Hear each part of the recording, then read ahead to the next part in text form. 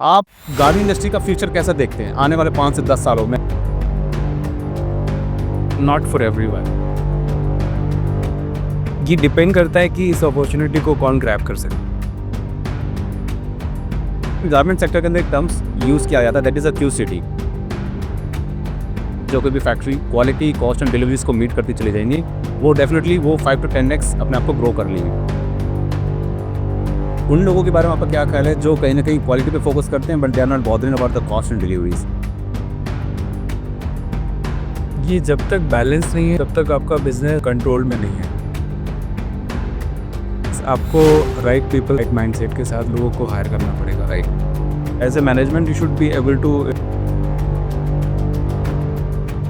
हम पहले प्रॉफिट सोचते हैं, बाद में डेवलपमेंट पे काम करते हैं। पहले आपको लोगों के बारे में सोचना पड़ेगा। आपको कोई रोक नहीं सकता है। प्रोडक्टिविटी का बहुत बड़ा चैलेंज है आज। टीम भी है, फैक्ट्री भी है, इंफ्रास्ट्रक्चर भी है, मशीन्स भी हैं, technology, everything we have. Everyone knows that what is happening in a business. अगर आपको पता ही नहीं चल रहा है क्या हो रहा है तो आप उसको सुधार नहीं सकते। ट्रेनिंग्स को लोग एक्सपेंस मानते हैं। I am spending the 60 hours, इतना पैसा खर्च कर रहा हूँ। अगर आप ट्रेनिंग को कॉस्ट समझ रहे हैं तो आप वैसे भी आपके लिए फ्यूचर टेक नहीं है। लिमिटेड किसी फैक्ट्रीज में हमने देखे हैं बट नॉट दैट मच। हम लोगों को हायर तो कर लेते हैं, उनकी जो डेवलपमेंट को लेकर के प्रोजेक्ट जो होते हैं वो हमने आज तक देखे ही नहीं। HR की हम बात करते हैं, नॉर्मली ह्यूमन रिसोर्सेज डेवलपमेंट की तो कोई बात ही नहीं करता इंडस्ट्री के अंदर। तो ए ग्रेड का अगर आपको अप्रेजल चाहिए तो you have to develop someone in your team जो आपकी पोजीशन पे नेक्स्ट ईयर तक आ सके। क्या रीज़न है, क्यों नहीं डेवलप कर पाते हैं? तो मेरी इंपॉर्टेंस खत्म हो जाएगी। मेरा काम मेरा जूनियर ही कर देगा तो मेरी वैल्यू क्या है? मेरी वैल्यू क्या है? सो वो इनसिक्योरिटी की वजह से लोग अपनी टीम को डेवलप नहीं करने देते हैं। I have seen there lot of leaders जो जानबूझ के वीक टीम मेंबर्स को सेलेक्ट करते हैं। जितनी भी हमारी लीडरशिप के रोल्स होते हैं इंडस्ट्री के अंदर, वो ग्राउंड लेवल के लोगों से कैसे कनेक्ट कर सकते हैं? कैबिन्स के अंदर, बोर्ड रूम के अंदर आकर तो सब बात कर लेते हैं, वो एक्चुअल रियलिटी पता नहीं चलती कि हो क्या रहा है। ये कहीं ना कहीं सर सर्वाइवल मोड पे आ चुके हैं आज डेट में, व्हाट आई बिलीव। तो क्या लगता है कि वो सर्वाइवल मोड ऐसे चलता रहेगा? Training plus technology, is it myth और reality? So training plus technology gives a better result. Leadership की टीम होती है, वो हायर मैनेजमेंट को कहती है सर अगर हम ये मशीन खरीदेंगे तो हमारे इतने वर्कर का काम ये एक मशीन कर देगी। उसकी फिर हमारा सीनियर मैनेजमेंट कहता है अच्छा ये आप एक काम कीजिए, आप इसकी ROI निकाल के दीजिए। क्या सर ये फॉर्मूला हमारे इंसान के ऊपर भी काम करता है? आई मीन ऐसा कोई फॉर्मूला है नहीं। लोगों को सीनियर पोजीशन पे हायर करने का क्या माइंडसेट रहता है आदमी का? Why I'm asking because not of the people have the tendency this much of. Look, ji. Ignite Journey. From failure to success, every journey inspires. Hosted by Rohit Biduri.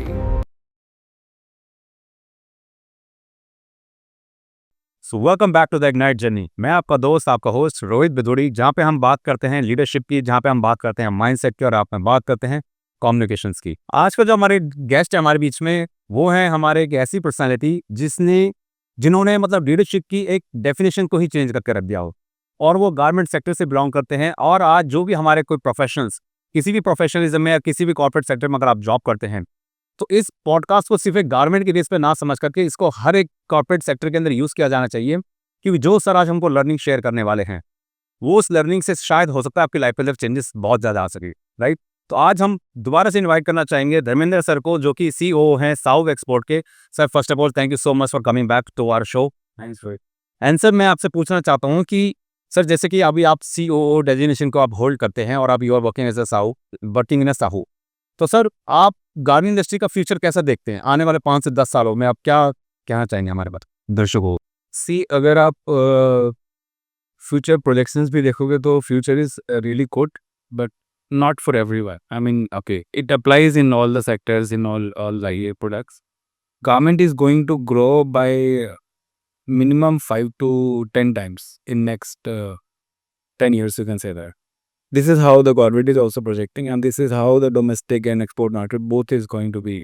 जो projections है वो minimum 5 times तो है ही. Okay, but ये depend करता है कि इस अपॉर्चुनिटी को कौन ग्रैब कर सकता है। सो उसको ग्रैब करने के लिए कौन कौन ग्रैब कर सकता है, who are good in quality, वो डिलीवर्स ऑन टाइम, जिनकी कॉस्टिंग्स अच्छी है। एंड सबसे इम्पोर्टेंट है कि जो कंज्यूमर है, कंज्यूमर चेंज हो रहा है, जो कंज्यूमर के बिहेवियर को समझ सकता है कि how how the next generation is going to buy, what pattern they are going to buy, what design they are going to buy. So जो उनको समझता है फ्यूचर की नीड को, उनके लिए फ्यूचर अच्छा है, बहुत अच्छा है। एंड जो नहीं समझता है उसके लिए बहुत, it is going to be very challenging business आपकी wife. And sir garment sector के अंदर एक टर्म्स यूज़ किया जाता है, that is a QCD, quality cost and delivery. जैसा कि आपने बहुत खूबसूरत तरीके से बताया, जो कोई भी बंदा, जो कोई भी इंडस्ट्री, जो कोई भी factory quality cost and deliveries को मीट करती चली जाएंगी, वो डेफिनेटली वो 5 to 10x अपने आप को ग्रो कर लेगी। और बट सर उन लोगों के बारे में आपका क्या ख्याल है जो कहीं ना कहीं क्वालिटी पे फोकस करते हैं but they are not bothering about the cost and deliveries? Delivery देख रहे हैं तो क्वालिटी एंड कॉस्ट को नहीं देख रहे हैं, कॉस्ट को देखते हैं तो क्वालिटी और डिलीवरी को नहीं देखते हैं, तो बड़ा चैलेंजेस आते हैं सब कई बार। तो इन तीनों को पैरेलली कैसे अलाइन किया जा सकता है? ये जब तक बैलेंस नहीं है तब तक आपका बिजनेस कंट्रोल में नहीं है। जी। सो मुझे ऐसा लगता है कि जब तक आप फॉर एनीवन, अगर if you want to control cost, quality and delivery, the first step is आपको राइट पीपल्स का सिलेक्शन करना पड़ेगा, राइट माइंडसेट के साथ लोगों को हायर करना पड़ेगा, राइट प्रोसेसेस डेवलप करने पड़ेंगे, विजिबिलिटी सिस्टम्स में लानी पड़ेगी कि as a management you should be able to to see like how your team is performing. So उस पे वर्किंग करना पड़ेगा, पहले कंट्रोल्स पे वर्किंग करना पड़ेगा। जैसे आप कंट्रोल्स बढ़ाएंगे और सही लोगों को अपने साथ जोड़ेंगे और उनके उनके माइंडसेट पे उनको ट्रेनिंग करेंगे, रिजल्ट्स आते हैं, मतलब प्रॉफिट बाद में आता है।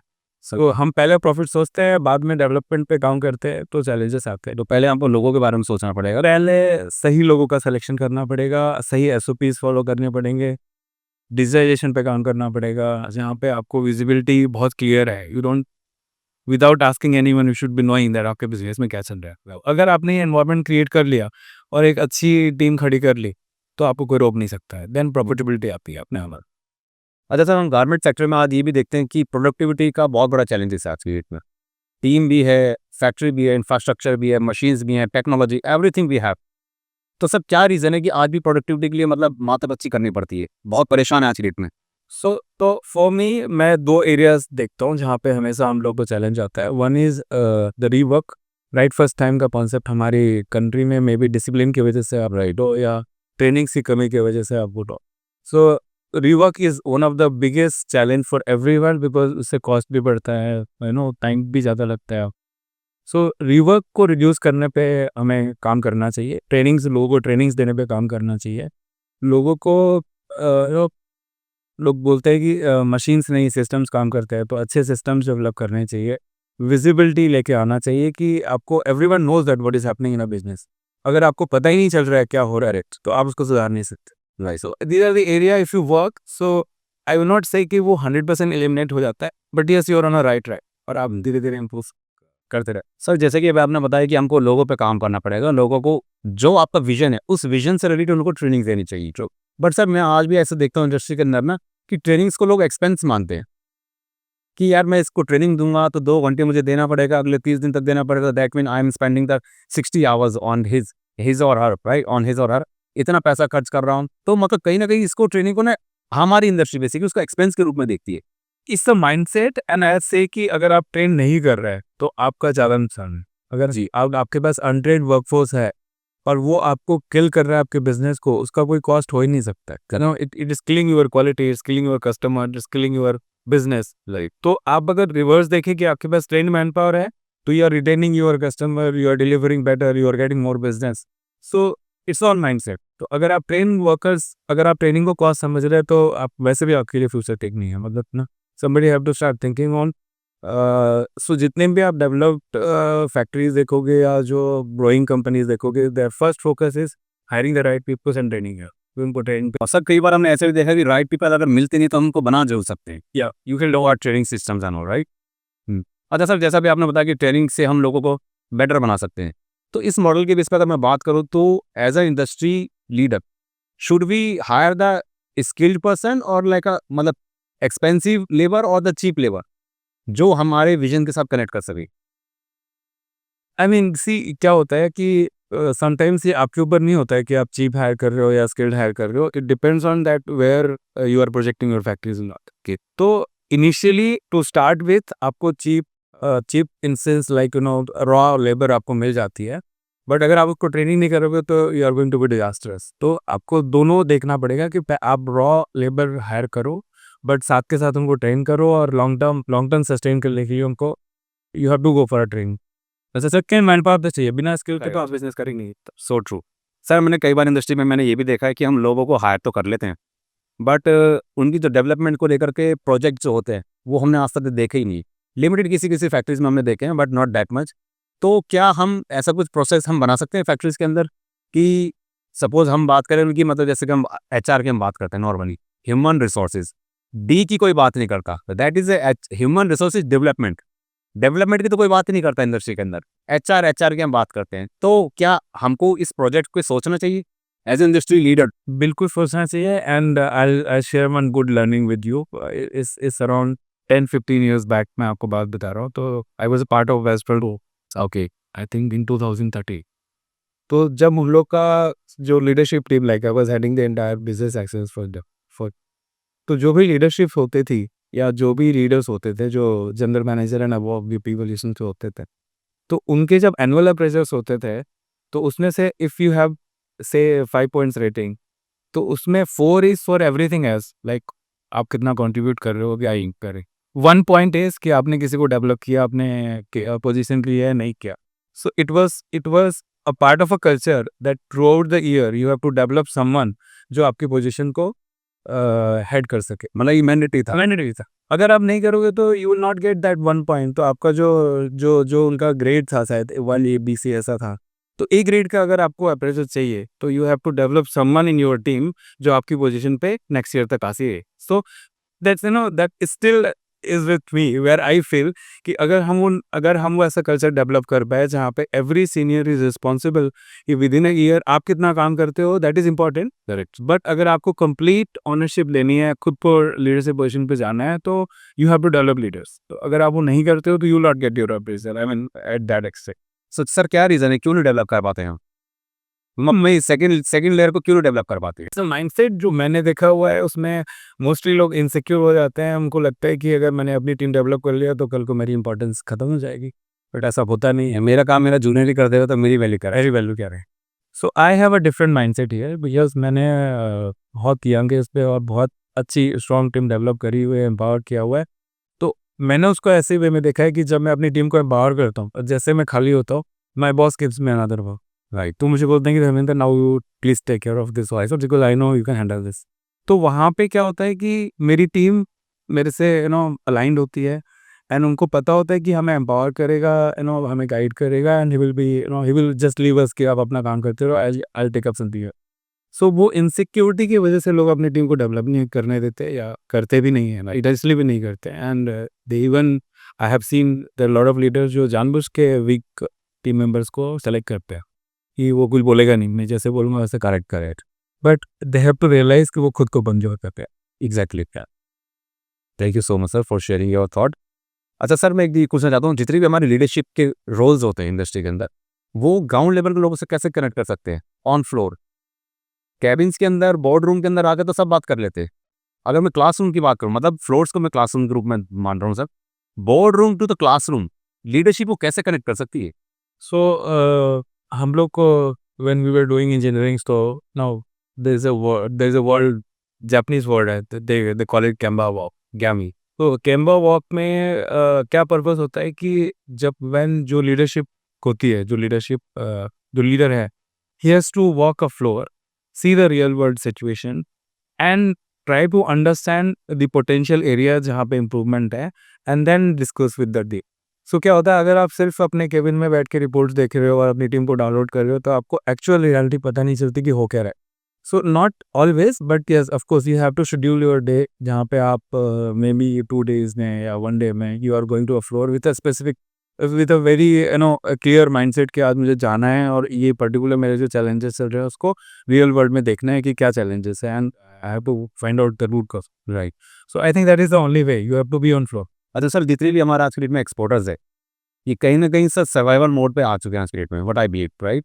क्वालिटी से, कॉस्ट एंड डिलीवरी से कहीं जगह आपस में वो लड़ रहे हैं। तो क्या लगता है कि वो सर्वाइवल मोड ऐसे ही चलता रहेगा, या कहीं आज भी डेट में कुछ हमको लगता है कि नहीं यार, इस पैटर्न पे अगर काम कर लिया जाए, कोई से भी एक पैटर्न, तो सर्वाइवल मोड से आगे आ सकते हैं और हम इंटरनेशनल मार्केट्स के अंदर अपनी अच्छी इमेज, अपनी प्रेजेंस क्रिएट कर सकते हैं। मैंने आपको बताया अभी भी there are lot of stories, अगर आप यू विल फाइंड आउट कि इन लोगों ने एक एक डेढ़ डेढ़ साल में 100-150 करोड़ का बिजनेस खड़ा किया हो जी अभी इस क्राइसिस में भी। So those are the peoples who only think about what is going to happen. तो वो पास्ट नहीं देखते कि पास्ट में हमने क्या किया। उनको ये दिखता है कि नेक्स्ट 10 ईयर्स में या नेक्स्ट 5 ईयर्स में कंज्यूमर कैसे चेंज होगा, बायर्स कैसे चेंज होंगे, मुझे कैसे अपने आप को रेडी करना है, मेरे को कैसी टीम चाहिए होगी जो मेरे को वहाँ पे सर्विस दे पाएगी, हमारे ब्रांड को सर्विस दे पाएगी। जो फ्यूचरिस्टिक सोचता है एंड पर्टिकुलर जो मार्केट की रिक्वायरमेंट है उसको पूरा करता रहता है, तो वो सर्वाइव करता है। वो सर्वाइव मतलब वो सक्सेसफुल स्टोरीज भी वो लोग बनाते हैं। But there are lot of people जो ये सोचते हैं कि मैंने 20 साल कर लिया तो अगला 20 साल भी मैं कर पाऊंगा, ऐसा नहीं। लोग क्या they have to change habit, they have to see future कि फ्यूचर में क्या नीड है और उसको मीट करना पड़ेगा। And sir, what do you mean about like training plus technology? Is it myth or reality? It's reality but both is important because I have scene, मैं खुद भी बहुत बार टेक्नोलॉजी बाय करता हूँ, कस्टमाइज बाय करता हूँ, एंड जब तक मैं लोगों को ट्रेन नहीं करता हूँ तब तक उसका कोई ROI नहीं आता है और वो चलती नहीं है। वो मशीन इज टेक्नोलॉजी जैसा मशीन इन दैट केस। सो जब मैं लोगों को ट्रेन कर देता हूँ, सो training plus technology gives a better result. अच्छा सर, मैं एक चीज़ और पूछना चाहूँगा, मतलब समथिंग यूनिक क्वेश्चन। हम मशीन्स तो खरीद लेते हैं, राइट, कि हमने 2 करोड़ की मशीन खरीदी, 5 करोड़ की खरीदी हम, या फिर हमारी जो मिडल लीडरशिप की टीम होती है वो हायर मैनेजमेंट को कहती है सर अगर हम ये मशीन खरीदेंगे तो हमारे इतने वर्कर का काम ये एक मशीन कर देगी और इतनी हमारी प्रोडक्टिविटी इंक्रीज हो जाएगी। उसकी फिर हमारा सीनियर मैनेजमेंट कहता है अच्छा ये आप एक काम कीजिए, आप इसकी ROI निकाल के दीजिए। तो हम डिवाइड कर लेते हैं, भाई 1 करोड़ की मशीन है, इतनी प्रोडक्टिविटी देगी तो इतनी लेबर लगेगी, इतने दिन में इसकी ROI निकल के आ जाएगी।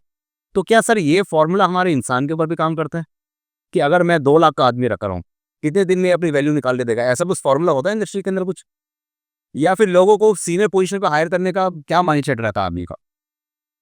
आई मीन ऐसा कोई फॉर्मूला है नहीं। Okay, if you hire someone और वो आपने उसको एक्स अमाउंट पे हायर किया तो आपको 3 टाइम्स उसका रिटर्न मिलेगा, ऐसा कोई फॉर्मूला। ओके, सो मेरे को ऐसा लगता है कि एज ए इंडिविजुअल, ये इंडिविजुअल पे डिपेंड करता है, and as a individual employee को ही हमेशा सोचना चाहिए कि अगर मेरी एक सैलरी है और अगर मैं 5x रिटर्न दे रहा हूँ तो then it works. Correct. It never works कि आपने एक्स अमाउंट का रख लिया आपको रिटर्न उसका एक्स मिलेगा। ह्यूमन में तो बिल्कुल भी नहीं करता है। Okay, so why I'm asking because most of the people have a tendency this much of कि यार हमने एक्स अमाउंट पे एक बंदा रख लिया, what he is giving to us, as you rightly said कि पर्सन टू पर्सन डिपेंड करता है कि if management, if that organization is paying me that much amount, it is my responsibility to give it 10 time back. 10 times better. Then you are secure also, Right. and then you can then you are irreplaceable. yes, and then your value also goes up. Easy, Like अगर आप Taylor का काम कर रहे हो, लाख रुपए salary पे हो, there is a problem.